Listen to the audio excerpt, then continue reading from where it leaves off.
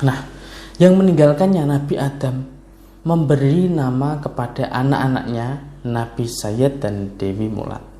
Dan anak-anak laki-laki yang berwujud manusia diberi nama Anwas ataupun Nasa. Sedangkan anak yang berwujud bayi laki-laki yang diliputi cahaya, ya, yang bersatuan antara anak Dewi Mulat dan anak Lajah dalam wujud cahaya diberi nama Anwar.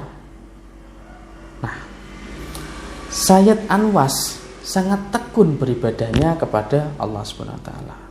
Kelak suatu saat ia akan menurunkan para nabi hingga akhir zaman. Wallahu a'lam.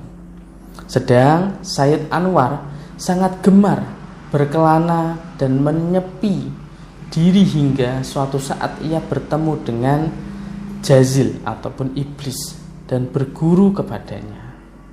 Sayyid Anwar mendapatkan berbagai ilmu kesaktian dari Ijazil ataupun iblis. Lah, bisa berubah sebagai laki-laki ataupun perempuan. Mencala putra, mencala putri. Ia pun bisa menghilang dan kasat mata. Tidak bisa menjadikan indera. Nah, juga bisa terbang ke angkasa. Masuk ke dalam perut bumi pun bisa. Dan bernafas di dasar samudera. Lalu ketika Sayyid Anwar pulang dan bertemu Nabi Adam, maka kakeknya itu melihat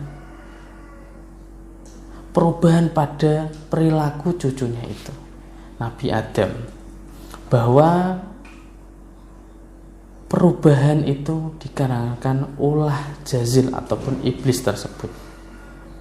Nah, dan berkata pada Nabi Sayyid bahwa kelak Sayyid Anwar akan murtad dari ajaran agama yang dipeluk kakek dan ayahnya. Lalu Sayyid Anwar adalah cikal bakal para dewa ataupun sang hyang. Jazil pun atau iblis memohon kembali kepada Allah SWT, Sang Maha Pencipta, agar Sayyid Anwar diperkenalkan berumur panjang dan hingga akhir zaman. Permohonan Jazil atau iblis dikabulkan. Karena perkenalan tadi, ya, Anwar lalu mohon minum dan mandi ma'ul qoyat ataupun tirta kamandalu, yaitu air kehidupan.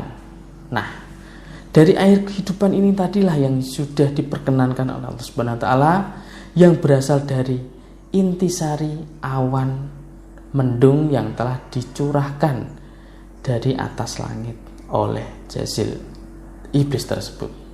Nah, tirka kamandalu itu ditampung ke dalam cupu manik astagina milik Nabi Adam dahulu yang memang terhempas badai, agar tirta kamandalu itu tidak pernah habis secara ajaib di dalam cupu manik astagina tersebut. Nah, lalu si iblis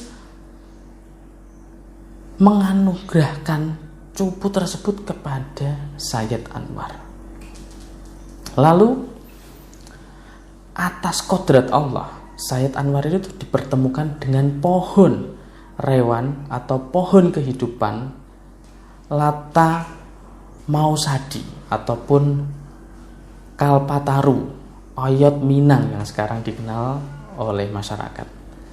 Nah, yang sedang ngarang ataupun gugur daunnya dan jatuh, dan akar pohon tersebut ini menjadi tanda dari kehidupan alam, di mana seluruh isi jagat raya yang mati sebelum takdirnya, bila di atasnya diletakkan akar pohon ini, akan hidup kembali. Wallahu a'lam.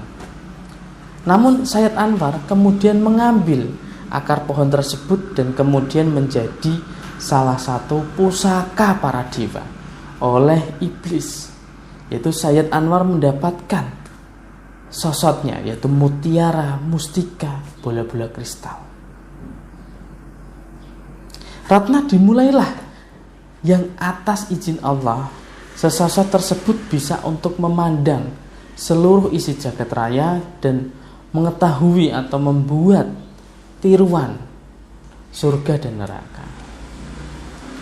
Kemudian Sayyid Anwar diberikan pelajaran berbagai ilmu, pengetahuan dan kesaktian oleh iblis tersebut. Di antaranya ilmu panggiwa, ya, ilmu patraping ataupun panistaan, atau ilmu memetis, riaknisasis, dan ilmu banyak sekali yang diberikan ilmu tersebut. Nah, terutama ilmu cakra pemanggilan ataupun ilmu penguasa.